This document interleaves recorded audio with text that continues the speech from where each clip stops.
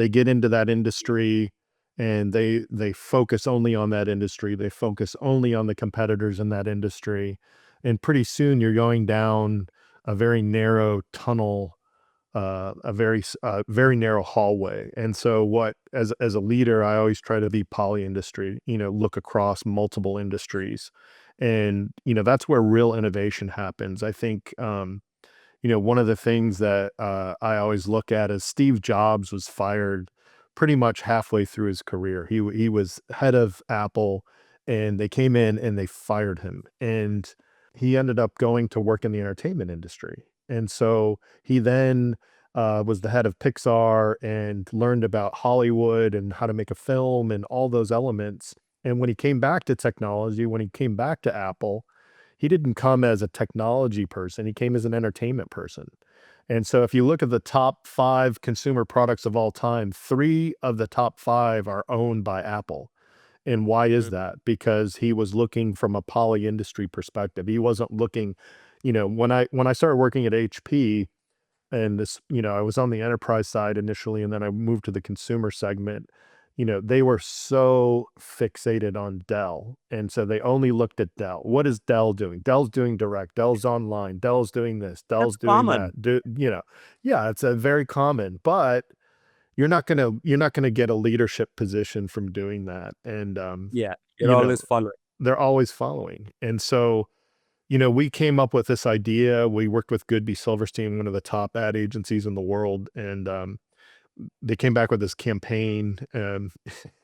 The It was a creative concept, though. Actually, one of their creative talents was interviewing for Goodby, and it turns out he went out the night before, was super drunk, and he wanted to show his portfolio, but he looked so hungover that he looked terrible.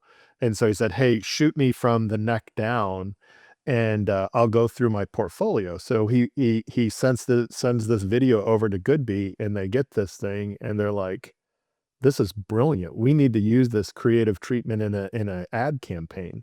And so, at the same time we were working on that, we were trying to figure out how to uncommoditize the PC, because the PC market had tanked. Gateway had come out with like a $250 computer.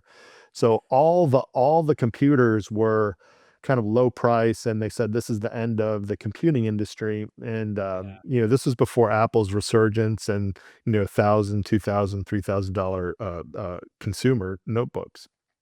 So we tried to come up with a campaign, "The computer is personal again." And that really shifted the whole conversation. And we went from, looking only at Dell to let's be inspired by the people that are doing interesting things on these computers. And so Jay-Z was a part of it, Shaun White was a part of it, Serena Williams was a part of it, Pharrell Williams was a part of it. And we had all these amazing people that came in, and they talked about what was on their computer, and it was from the neck down, so you never saw the celebrity's head, Mm. which was the creative treatment, and we called it the hands campaign. But it kept Okay. visitors really or viewers riveted in, who is this story about? What is this? Who is this celebrity? And that mystery and intrigue drove just so much success. We got from parity in so we were probably $150 million down to the printing group. With that campaign, in 1 year, we got parity with the printing team, and we were on equal level of profitability within 1 year.